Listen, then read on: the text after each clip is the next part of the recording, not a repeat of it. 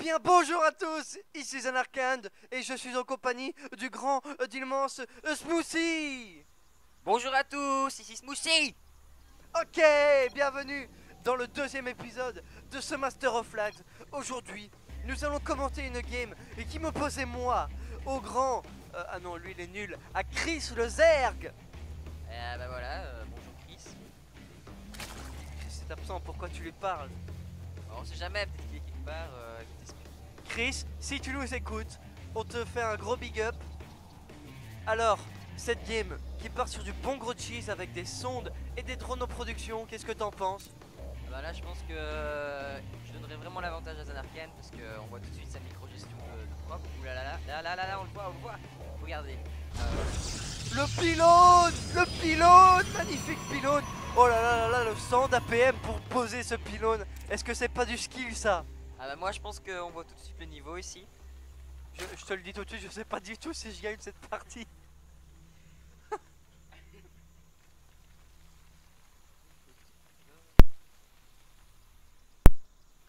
Voilà, qu'est-ce que t'as foutu? Qu'est-ce que t'as foutu? On voit bien que c'est lui au contrôle de la souris. On voit tout ce qui se passe sur la map.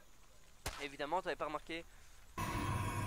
Est-ce ma sonde qui se fait attaquer par des putains de drones? Et bien, on dirait oui, mais je pense que cette sonde va survivre parce qu'elle est contrôlée par un PGM là. Vous avez vu le magnifique parcours qu'elle va devoir parcourir, c'est drôle ça. On va un peu se concentrer au niveau du BO aussi. Ici on voit un 12 gates, donc normalement il devrait pas tarder à poser son gaz. Voilà, 14. De ce côté ici, oui, mais s'il le pose il sera à 16 normalement. Double gaz. Oui, double gaz pour, soit une expand rapide, Pas du tout. soit des stalkers. Beaucoup de stalkers. On voit du côté du Zerg un 15 pool plus gaz, donc il va pas tarder à poser son expand je pense. On voit ici qu'il accumule 13 de minerais. 300. On voit que je suis super doux en maths. Là il va pas tarder à mettre Alors on voit le noyau cyber, donc on va pas tarder à voir la suite de la partie. Ok, pendant que ma sonde est toujours en train de scouter et je scoute le gaz le gaz, oui le gaz. Alors Vos sondes sont attaquées. oula, ça part sur Roach, on dirait. Est-ce qu'il va bientôt poser le Roach Warren? Ou bien, non, il va aller poser son expand. C'est bien ce qu'il me semblait. Est-ce que je vais le scouter? Je ne sais plus. Normalement oui, mais est-ce qu'il la pose? Non, il ne la pose pas. C'est là son erreur. Si je me rappelle bien, c'est cette probe drone pardon, qui va le faire. Deux Zerglings. Est-ce que oui, j'ai le temps de poser mon pylône qui retarde la B2?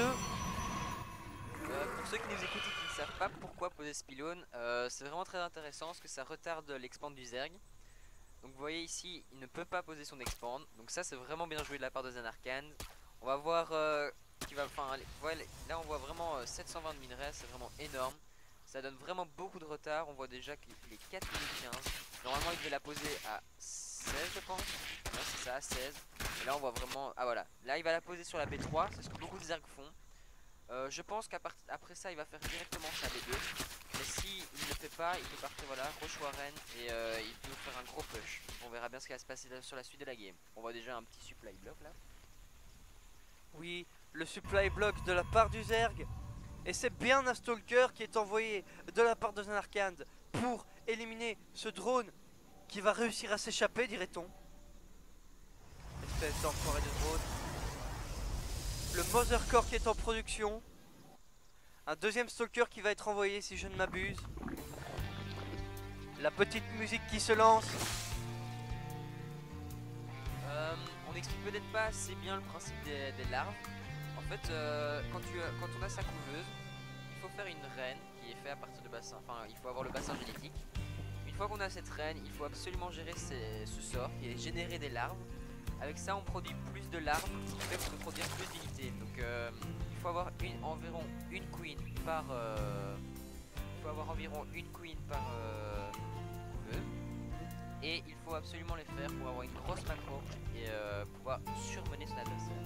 Alors on voit aussi qu'il n'a pas pris sa B2, donc il reste sur la B3, enfin il y a une B2, il prend la B3 naturelle. Donc à mon avis, pousser de B2 et il va sortir beaucoup de roach. Bon, ici on voit les arcanes qui fait un 3 gates robot. Alors à mon avis il va partir avec une combo vraiment très bien joué, avec une petite combo de Zealot Stalker.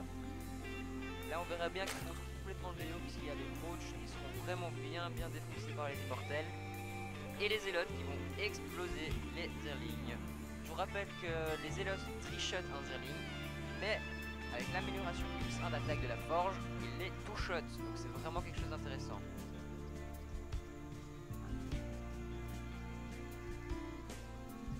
Oui, c'est vrai que le Zerg a un bon contrôle de map. Jolie écriture de la part de Narcan. On va souligner ce point, en effet, parce que on voit clairement que le Zerg a vraiment une bonne prise en main de cette map. Il a les 2 Xel'Naga, ses overlords sont très bien placés. Alors, oh, on voit un Batacoloss de la part de notre Protoss. Alors, un 3 Gate Robo Coloss qui n'est pas vraiment un peu très connu, mais à vrai dire, on ne peut pas dire ce que ça va donner avant de l'avoir vu. Oui, tout à fait. Ça c'est mon PO à moi que je fais souvent. Bonne ingestion de la ingestion, oui, non mais qu'est-ce que je raconte? Bonne gestion des larves de la part du Zerg Chris. Et c'est un immortel en production. Pourquoi avoir fait le Batacoloss alors? Sûrement parce qu'il vient de se rendre compte que son adversaire était parti sur des roaches. Je pense qu'il fait Colosse parce que les Protoss ont toujours besoin d'AOE. Les AOE, s'ils ne le savent pas, sont les dégâts de zone.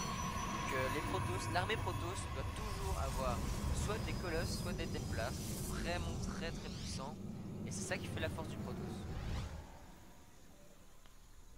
Ok, pendant qu'on va voir ce que Zanarkand a vu dans la base du Zerg, c'est-à-dire rien du tout, même pas scouter la B3, il n'a rien vu du tout. Il a dû scouter les roaches avec son zélote de tout à l'heure. Tandis que le Zerg, lui, qu'est-ce qu'il a vu? Va un peu sur ma base s'il te plaît. Qu'est-ce qu'il a vu? Il n'a rien vu non plus. Décidément, excellente prise d'information de la part des 2 joueurs. Mais on doit quand même souligner l'excellent map control de la part du Zerg, ce qui est très important quand on joue Zerg. Par contre, le creep, qui n'est pas très... Évidemment,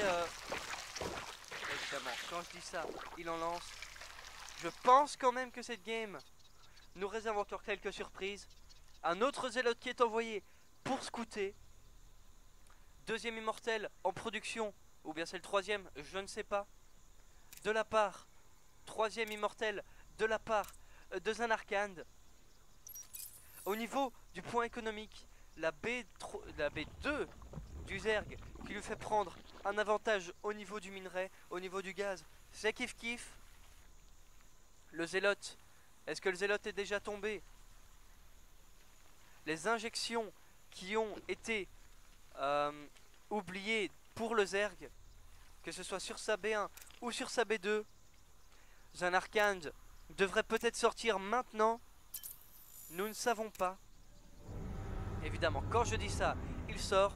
Et est-ce qu'il va les poser un pylône près de la base du Zerg pendant qu'on a une petite poussée d'APM pour les 2 joueurs qui ont une bonne moyenne générale, peut-on le dire? Oui, ça va, 150, c'est raisonnable. Merci, c'est sympa. Je vous rappelle que mon niveau laisse encore à désirer. Belle Overlord de la part du Zerg qui scoute complètement l'assaut de Zanarkand, on peut le dire. La prod d'Hydralisk qui sont là pour contrer les immortels, mais 3 Hydralisk contre 3 immortels, les immortels l'emportent. La fight qui devrait bientôt se lancer, et la fight commence. Alors voilà, là on voit un bon coup des roaches, les Hydralisks devraient l'avantage complètement en Protoss parce que la composition d'armée est nettement meilleure. Là on voit la production de derrière. S'il a fait les injections ou il n'a pas fait les injections, c'est vraiment difficile. On voit pas de pylône à proximité pour le Protoss. Je pense bien qu'il va gagner sur ce move.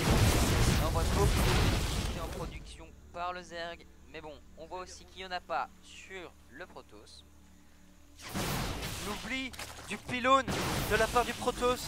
Est-ce que ça peut lui coûter la game? Je ne pense pas.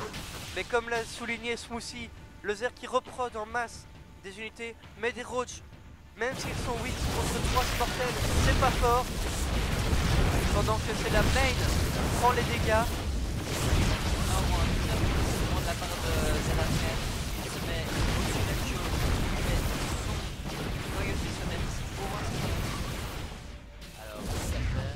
Voilà, ici il est en plein milieu de voilà, toutes les troupes qui sortent, puisqu'elles sortent chacune de leurs coupeuses productrices. Elles sortent chacune de leurs coupeuses ici, qui empêche les troupes de se rallier. Les troupes ne peuvent produire que sur une couveuse. Toutes les troupes ici sont complètement alignées. Ici, je pense que le Protoss devrait prendre une base. Il aurait dû la prendre bien avant. Quand vous voyez que vous avez plus de 700 minerais, franchement, vous devez produire plus de bâtiments et prendre votre B2. Bien que Smoothie dise vrai dans ce qu'il dit, là à mon avis dans la tête du Protoss il se dit c'est bon, je vais l'emporter, la B2 n'est pas encore tout à fait utile, mais aucun reprod de la part du Protoss, c'est sûrement une erreur, pendant qu'évidemment il y a des unités qui se pointent pour le Protoss, l'affrontement final qui devrait se lancer, où les stalkers qui prennent si cher, mais tellement d'immortels de la part du Protoss, ne les focus pas d'ailleurs les airs. Et c'est le GG pour Chris. Victoire de Zanarkand, le meilleur Protoss du moment. Et voilà la partie qui se conclut par ça. Excellente partie. Je remercie Smoothie de m'avoir soutenu pour le cast de cette game. C'était avec plaisir, Zanarkand. Si on peut faire un petit bilan de ce qui s'est passé, on voit un 3 gate robot. Le Batacolos qui n'a pas vraiment servi mais qui était bien pensé. Ce qu'on peut souligner déjà, c'est que le Protoss a vraiment bien joué en mettant son pylône ici. Donc c'est ça qui a vraiment forcé le Zerg à se décaler ici, et il a perdu vraiment énormément de temps, ce qui a permis à Zanarkand de faire un push vraiment puissant. Un deuxième point, c'est une erreur du Zerg qui était de vraiment mal gérer sa production de larves. Donc ça lui a vraiment coûté la game, parce que si jamais il avait fait ses larves non-stop, il aurait pu avoir vraiment, je dirais presque le triple de son armée. On va voir, il n'a pas fait ses améliorations non plus, mais ça c'est aucun des deux côtés. C'est un point vraiment, quand on voit leur économie, on se dit qu'il faut vraiment y penser, parce que ça donne vraiment un avantage certain, donc voilà. Et sinon bonne game pour tous les deux, et GG à Zanarkand. A plus tard les amis.